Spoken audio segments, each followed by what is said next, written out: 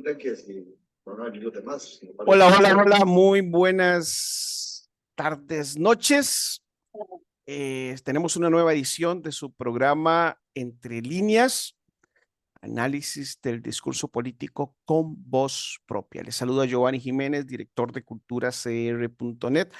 Hoy tenemos un invitado especial, un diputado del Frente Amplio. Él es Antonio Ortega, él es representante por la provincia de Cartago, de la agrupación del Frente Amplio, que nos acompaña el día de hoy en esta nueva edición. Vamos a conversar sobre varios temas que son de interés nacional. Vamos a conversar sobre el último y más controversial tema, que es el asunto del aeropuerto, de la investigación de la Comisión Legislativa sobre el tema del aeropuerto de Liberia, las contrataciones que se hicieron con el señor Luis Amador y el señor Fernando Naranjo, que era el director de Aviación Civil y el exministro, hoy exministro del MOP. Además, vamos a hablar un poco sobre el tema del genocidio en la Franja de Gaza, el Hospital de Cartago, que se ha visto básicamente como un triunfo de los movimientos sociales y de los grupos que han pujado a favor de la construcción de este hospital, entre otros temas. Saludos, Antonio. Muchísimas gracias por aceptar la invitación de culturacr.net para este programa de Entre Líneas. Muchas gracias, Giovanni. Un saludo a toda tu querida audiencia.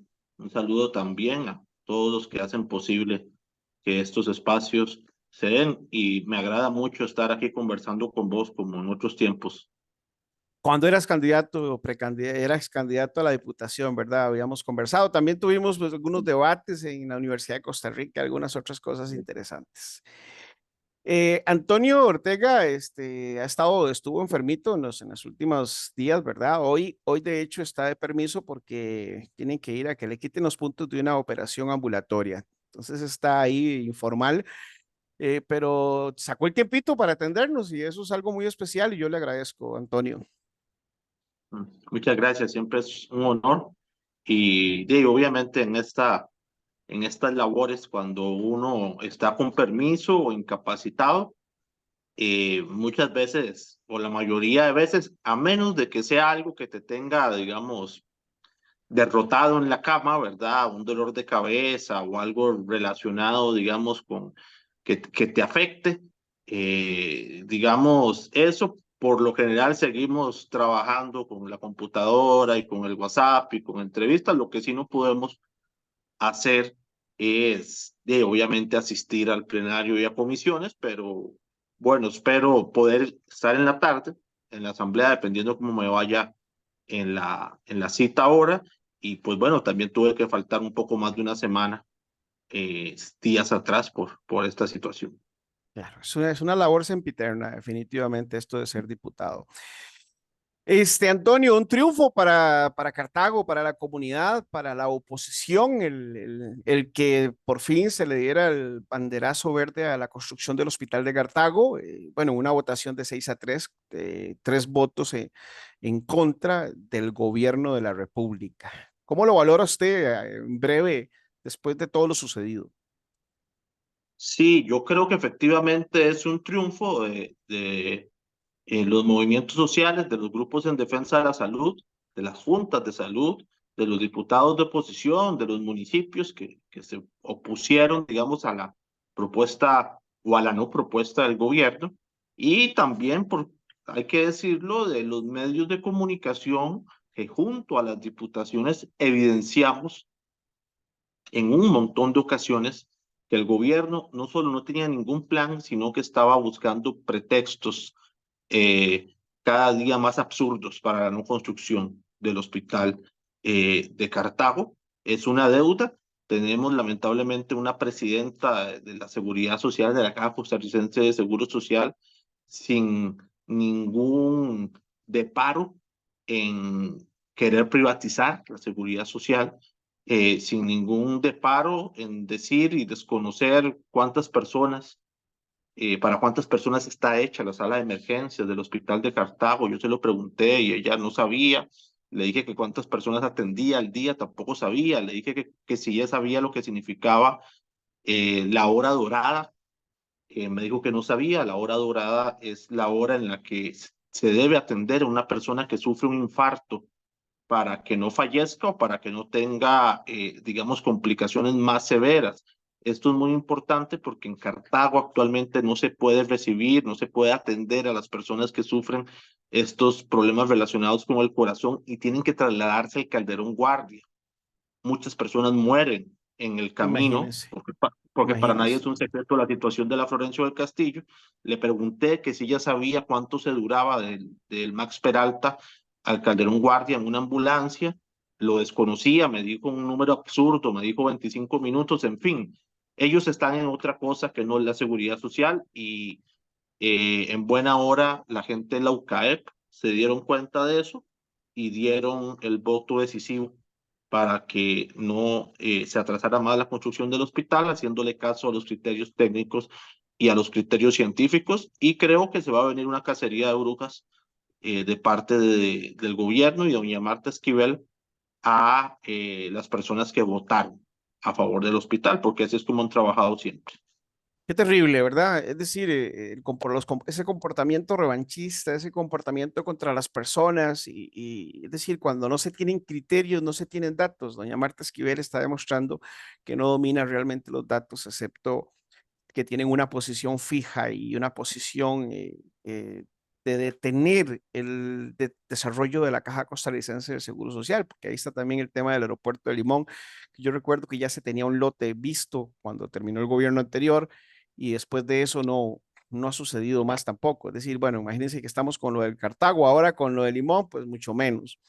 En todo caso, es terrible, pero bueno, es una buena noticia, digamos que de lo bueno pasemos a lo terrible, a lo horrendo, a lo tenebroso, a eso que me lleva a mí a veces a pensar a pensar que no tengo fe en la humanidad, que es una tragedia humanitaria, ¿verdad? El tema de Gaza. Yo tengo aquí un video en el que usted precisamente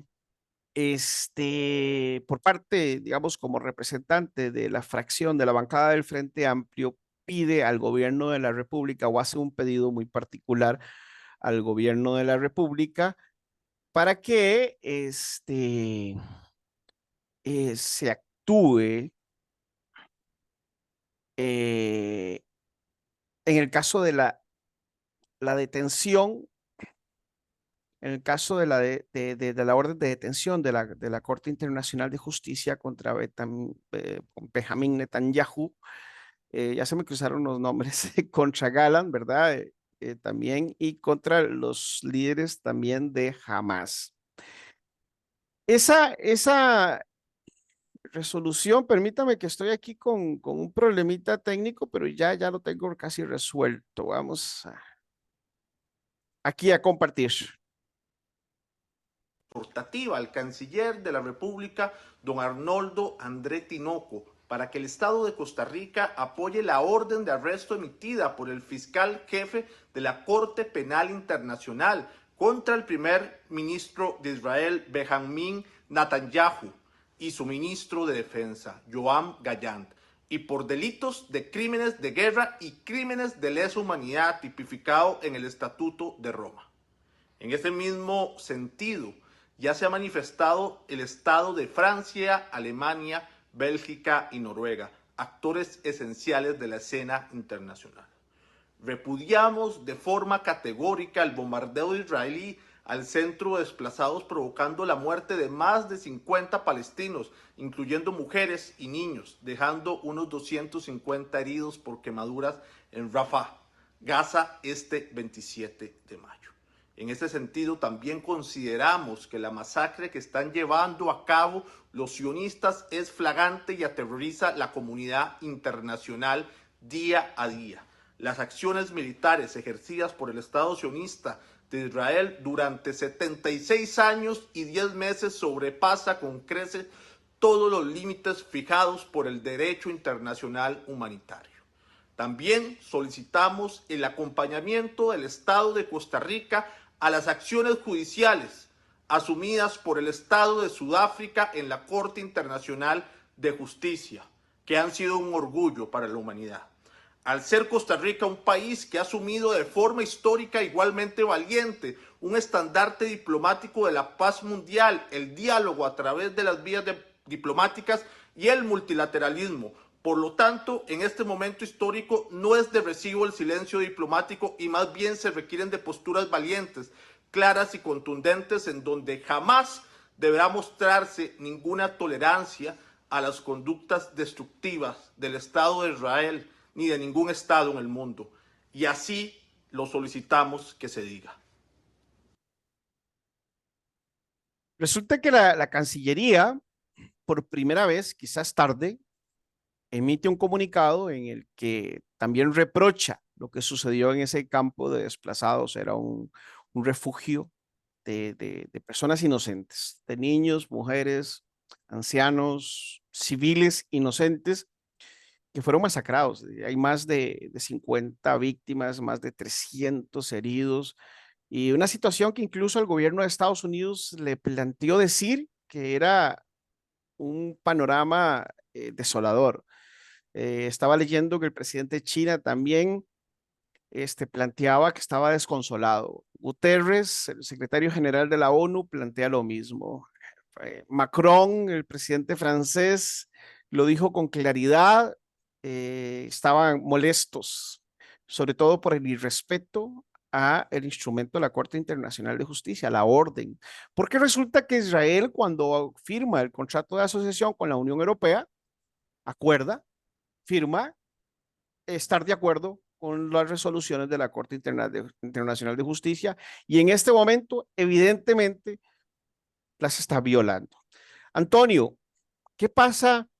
Es decir, la posición del Frente Amplio en estas circunstancias siempre ha sido bastante clara, es decir, en contra de la opresión, del saqueo palestino, de la situación de los colonos, por ejemplo, en Cisjordania, que con el apoyo del ejército saquean, desplazan, roban, agreden a familias enteras.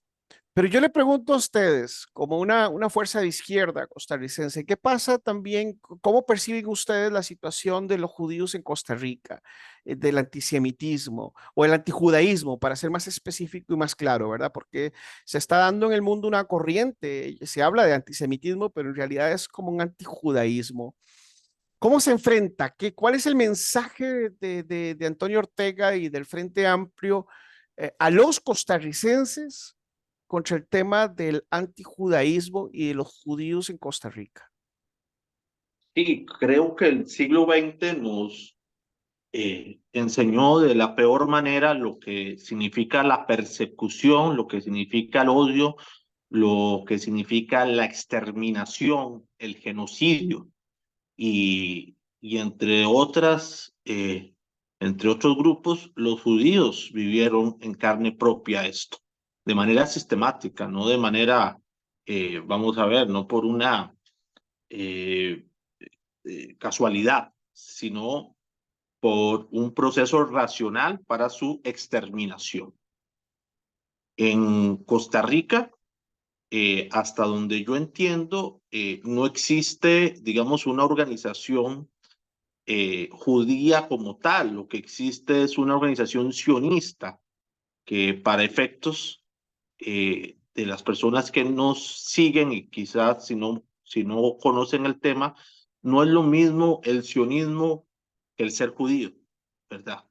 El sionismo trae per se una idea de colonización y una idea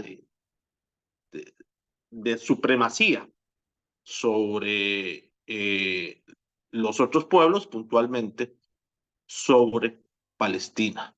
Es decir, y con esto te respondo, no creo que deba ser este ni en ningún momento un pretexto para repetir las barbaridades o el desprecio o la humillación que sufrieron el pueblo judío en el planeta. Y creo que también justamente por ese desprecio, por ese genocidio que vivieron, deberían de plantearse las personas judías frente al sionismo que quiere o que está haciéndole a una parte de la población del mundo en las últimas décadas y con mayor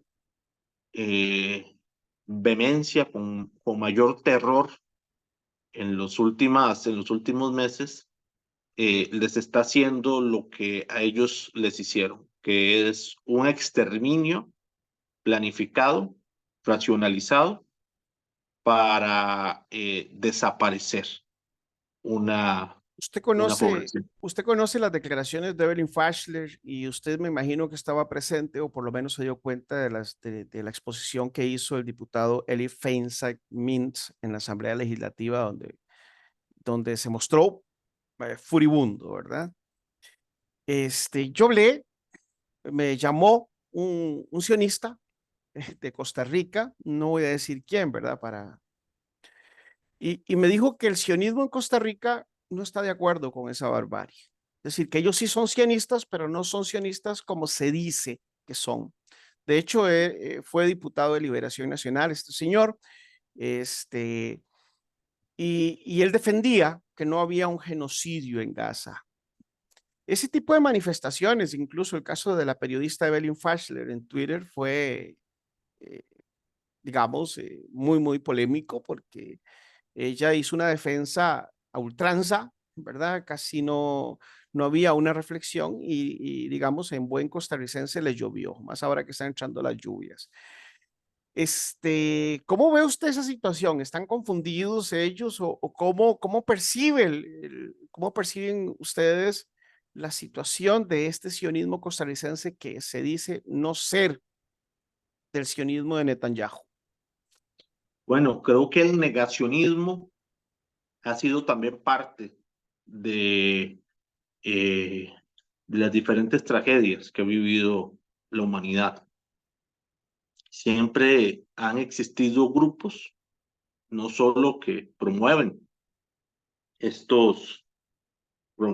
y habilitan y facilitan estos espacios o estas acciones de exterminio o de violaciones masivas de derechos humanos, sino que también han existido los grupos que niegan que suceda eso, lo relativizan o inclusive lo romantizan, en algunos casos más cínicos.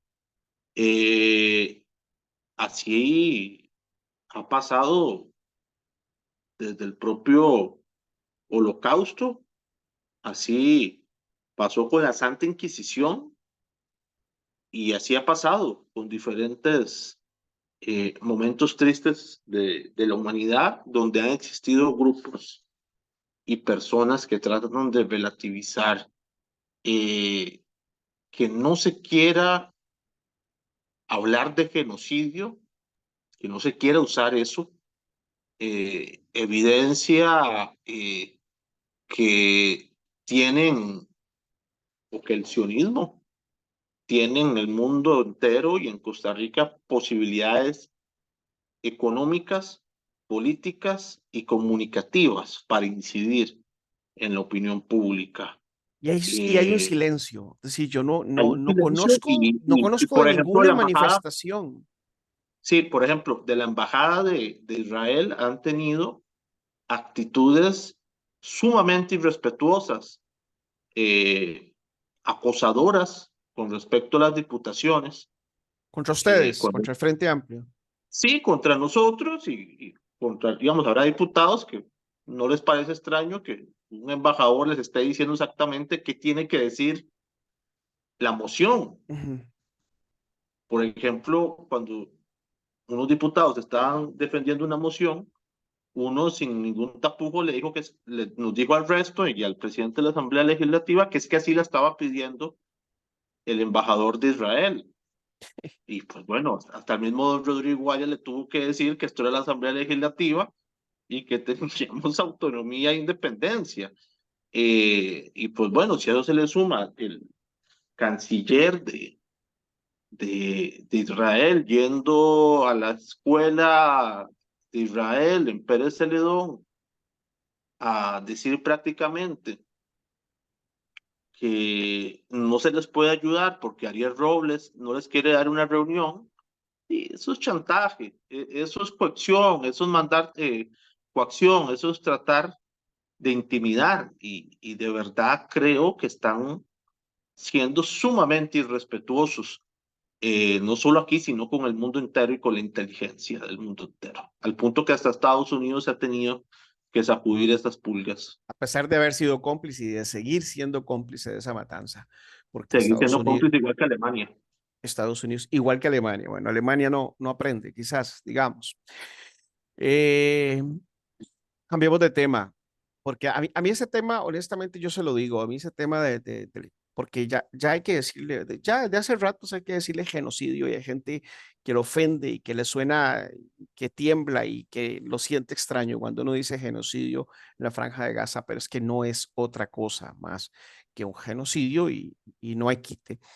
Pero a mí me deprime, yo se lo digo, a mí me frustra terriblemente, no solamente por la humanidad, cuando uno ve escenas de niños, eh, bueno, es que ni siquiera se puede hablar porque es que a mí se me hace un galillo, ¿verdad? Se me hace una cosa tan dura, tan horrible. Yo digo, ¿cómo hay gente? Yo me pongo a imaginar incluso ponerme los zapatos de un soldado israelí, de un piloto que hace un bombardeo sabiendo que ese es un campo de refugiados. Es decir, ¿qué va a pasar? Es que esa persona tiene que estar enferma, tiene que ser un sociópata o tiene que ser una persona con una moral o con una humanidad por los suelos, porque bueno, al menos nosotros desde nuestra crianza costarricense lo vemos años luz, es decir, para nosotros eso es Dios santo, ¿verdad? No, no hay ni siquiera se puede decir, es inefable.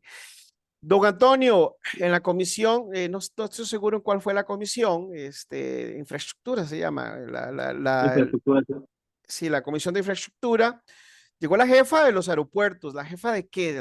Esa era como la directora del tema de los aeropuertos y dijo, ayer fue, ¿verdad?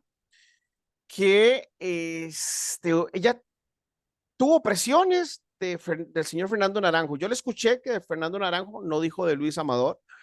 Sí, Luis Amador dijo que había tenido maltrato posterior. Maltrato de Luis Amador y presiones de Fernando Naranjo para declarar una emergencia en el aeropuerto Daniel Oduber, que no era una emergencia porque el huracán Bonnie no hizo daño.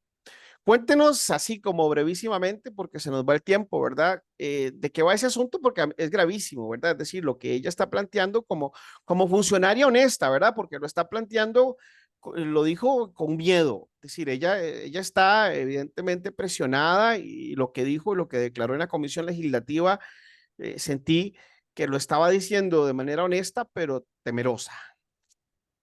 Sí, en primer lugar, felicitar a estos funcionarios públicos que hacen bien su trabajo. El tema de aviación civil y sus respectivos profesionales en el área técnica son los que le advierten al señor Luis Amador y al señor Fernando Naranjo, no solo que el aeropuerto Daniel Oduber no sufrió daños por la tormenta Bonnie, sino que existen dos estudios anteriores sobre cuál debe ser la inversión que se debe hacer en el aeropuerto Daniel Oduber por el daño que ha tenido, digamos, de manera sostenida y paulatina, pero que no responde a la tormenta Bonnie.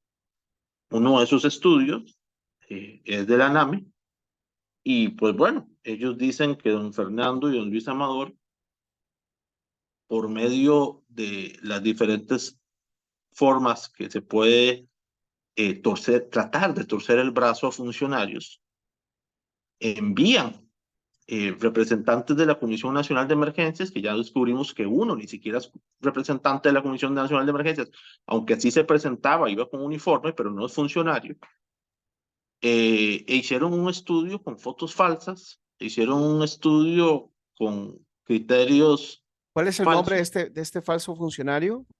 Luis Diego Leiva. Leiva. ¿Y saben de dónde proviene? Si es asesor de gobierno, de casa presidencial o... No entra como funcionario público, ya mandamos una nota preguntando y supuestamente es contratado externo de la Comisión Nacional de Emergencias, aunque en la bitácora del aeropuerto firma como funcionario de la Comisión Nacional de Emergencias. Ellos presentan un plan de inversión y corren para incluir al aeropuerto dentro del decreto de emergencia nacional. Eso no solo cambia, le pasa por encima a los estudios, a los dos estudios técnicos, donde evidenciaba la situación del aeropuerto, sino que logra que se incluya esto dentro de las inversiones de emergencia, que como usted sabe, tienen un trámite más expedito y no tienen que pasar por ciertos procesos. Al final, estos Entiendo que esta funcionarios... administración ha duplicado los decretos Ujú. y aún no estando en pandemia y aún no habiendo tenido que enfrentar ningún huracán visible que haya hecho una afectación visible al país. Es decir, no hemos tenido una real emergencia en estos 2 años.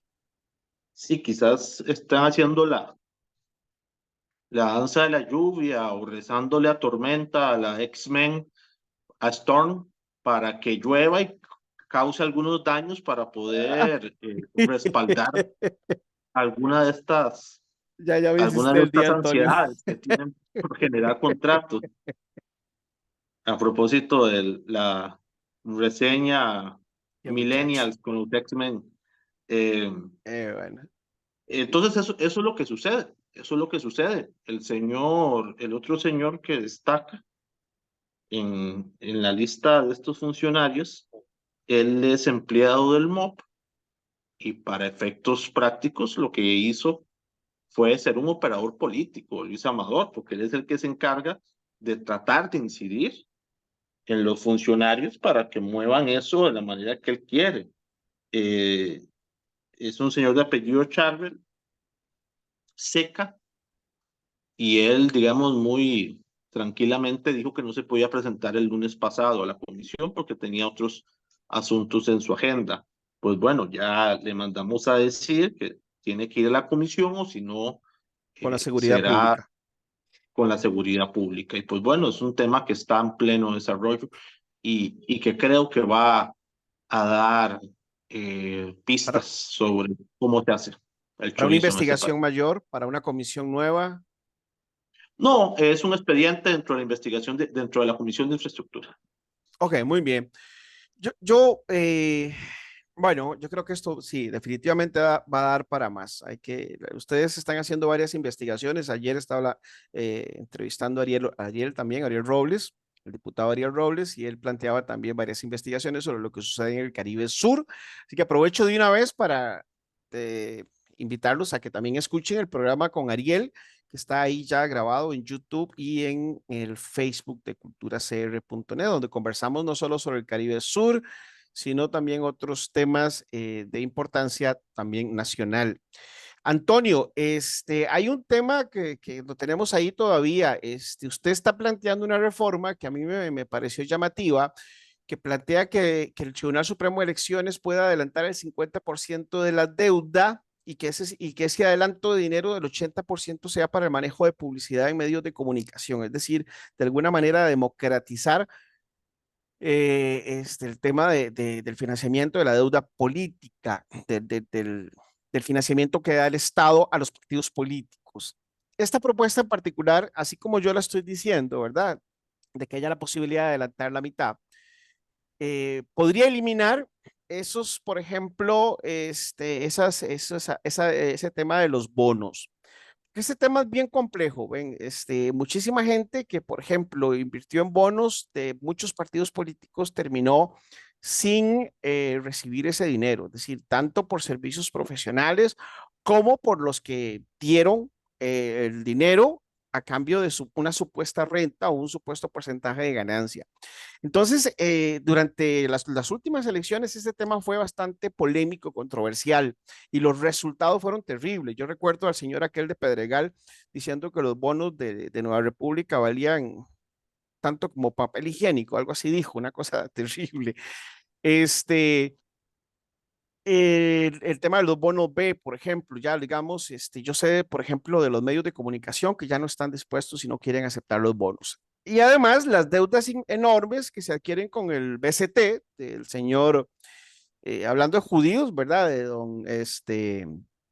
se me olvidó el nombre, a mí se me olvidan Lionel los Baruch. nombres, don Lionel Baruch.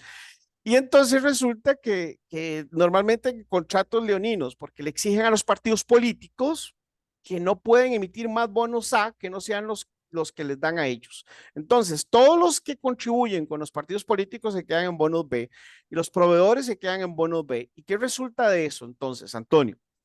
De que hay una condición terrible de endeudamiento, ¿verdad? Y de ganancia para un solo banco, porque además los bancos del Estado no quieren financiar a los partidos políticos cuando uno podría suponer que sean más bien los bancos del Estado quienes hagan ese tipo de financiamientos con criterios técnicos. Ahora, Antonio, su propuesta en concreto, su propuesta, porque yo lo que siento es que la propuesta es buena en el sentido de que de alguna manera va a restringir el uso de los bonos B, pero ¿cuál es el mecanismo? Es decir, ¿cómo va a hacer el Tribunal Supremo de Elecciones para dar ese 50%? ¿Con base en qué criterios técnicos específicos lo va a hacer?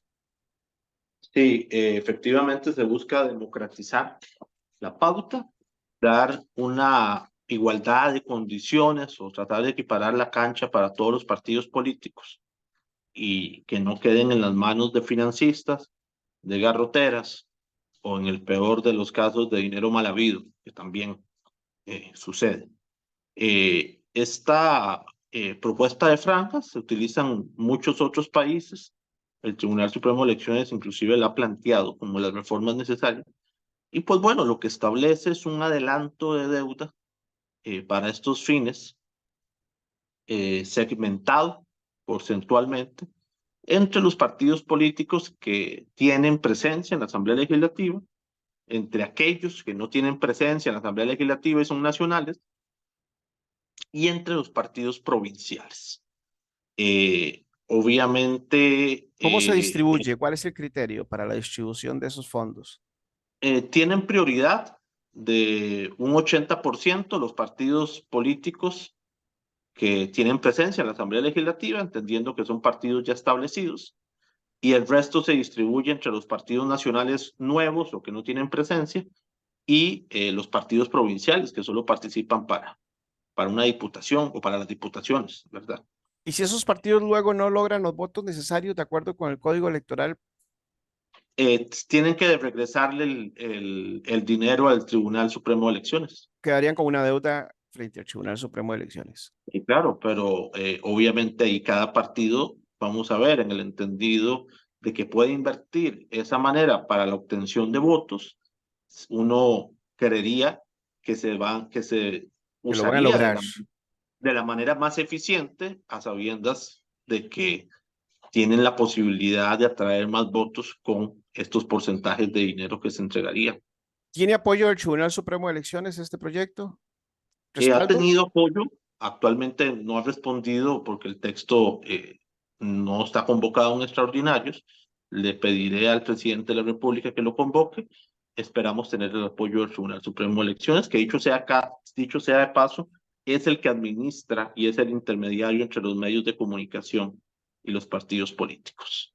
Aparte de los diputados de la bancada Frente Amplista, ¿cuáles otros diputados están de acuerdo? O por lo menos lo firmaron. Lo firma doña Pilar Cisneros y lo firma Luz María Alpizar. O sea, que en teoría la bancada oficialista estaría de acuerdo. Bueno, lo firma Pilar Cisneros, saquemos Por eso yo conclusiones. digo Yo que esperaría en que sí. teoría. Yo esperaría que sí.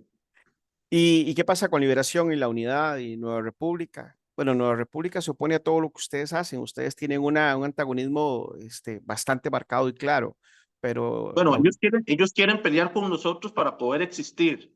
Obviamente nosotros no les vamos a Porque no ya no vamos a tienen el morder ese PAC. anzuelo. Sí, pues ya no tienen el PAC, entonces yo creo que ellos añoran mucho al PAC, Pero ustedes sí porque pelean, pero ustedes sí pelean contra ellos, güey. Yo veo en Twitter, se dan duro.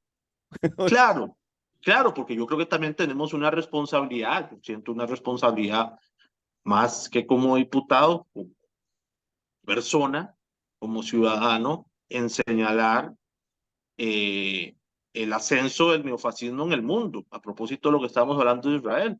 Y yo creo que Nueva República, sin ningún tapujos, abraza la agenda neofascista del planeta.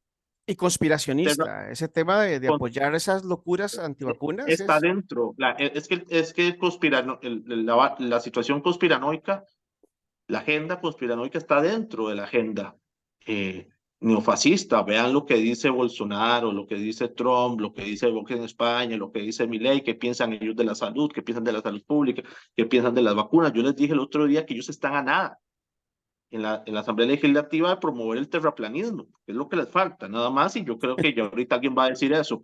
Pero bueno, con respecto a esa Nueva voto República, por David Segura. sí, seguramente. Seguramente será David contra Goliat, no. Pero entonces terminemos con lo otro. Entonces, la unidad de liberación, No, Antonio, no he conversado con ellos, para serles honesto, el proyecto lo presenté hace poco, sí. la semana pasada y no he conversado con ellos. Siento de parte de Liberación y de la unidad en muchos de estos temas que quisieran que las cosas se mantengan como están estado. Espero estar equivocado, pero ellos por lo general son muy conservadores en Que cualquier les cambio de conviene, ¿no? política. Es claro que la unidad de liberación siempre ha tenido el financiamiento del interés privado. Es decir, en las campañas políticas, cuando uno ve las campañas, uno ve en cualquier escuela o colegio quiénes son los que más tienen signos externos, quiénes son los que más tienen recursos y al final, quiénes son los que más reportan al Tribunal Supremo de Elecciones, aunque no lo reporten todo, ¿verdad? Ya hemos visto y ustedes han hablado en la Comisión de Financiamiento sobre el tema de las estructuras paralelas que ayer hablé con Ariel precisamente y en teoría, pues bueno, eso está en la fiscalía y va a seguir el proceso y aparentemente con el oficialismo, pero también con Liberación, hubo algún tipo de estructuras paralelas. Así es un tema que hay que acabarlo de raíz y para eso son necesarias las reformas. Las reformas legislativas. ¿Qué pasa con los proyectos que impulsó? Ya con esto termino, porque yo sé que tenés que ir a sacarte los puntos de la operación y más bien reiterarte el agradecimiento, pero ¿qué pasa con las reformas que ha impulsado el Tribunal Supremo de Elecciones en esa línea? Porque yo sé que ellos tienen 4 proyectos que ellos han dicho reiteradas veces que esos son los proyectos que ellos quieren, que ellos consideran como conocedores técnicos de la materia que se impulsen, pero como que yo siento que no les han dado pelota. Nosotros fuimos la única fracción que los acogió y actualmente están en la comisión de electoral. Si tiene razón usted en decir que no se han asumido con la vehemencia y responsabilidad que uno hubiese querido, igual vamos a presionar para que se avance y bueno, no está de más recordar que el gobierno no ha convocado ni siquiera uno de esos proyectos.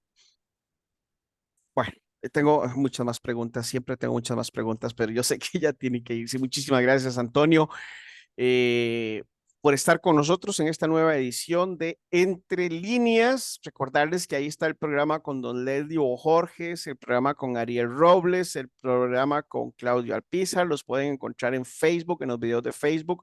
Algunos están en YouTube y vamos a ir metiendo otros también a YouTube que faltan. Creo que falta uno en YouTube. Pero siempre es muy interesante estas conversaciones. La idea es hacer una lectura política, pero con voz propia. ¿La voz propia de quién? La voz propia de Antonio Ortega Gutiérrez, la voz propia de de este servidor, de quien les habla, Giovanni Jiménez, director de culturacr.net, y de todos los actores que vayamos entrevistando. En algunos momentos también tendremos debates cuando logremos congeniar las horas, porque a veces es muy difícil, ¿verdad? Encontrar la hora adecuada para que todos estén de acuerdo. Muchísimas gracias, Antonio. Un abrazo y que esa operación y todo eso le resulte muy, pero muy bien y que sane con prontitud. Muchísimas gracias, como siempre, y estamos a la orden. Gracias por los buenos deseos y gracias también por estos espacios tan necesarios. Pura vida. Pura vida. Buen día y para terminar, hasta pronto, Antonio, Gracias. pura vida. Para nosotros terminar, por aquí vamos a recordarles que algunos días de la semana a las 6 de la tarde tenemos Entre Líneas, lectura política con voz propia a las 6 de la tarde. Esa es la hora de la emisión a las 6 de la tarde. Ahí en los grupos de WhatsApp, en las redes sociales, por correo electrónico, en las diferentes plataformas en que nos conectamos con usted, les vamos a estar avisando los diferentes programas que vamos a ir teniendo cada día. Entonces, por ahora, pues nada más que me queda despedirme y agradecerles que han estado con nosotros. Y donde sea que ustedes estén, que usted esté, yo espero que esté realmente muy, pero muy bien. Que tenga un hermoso día.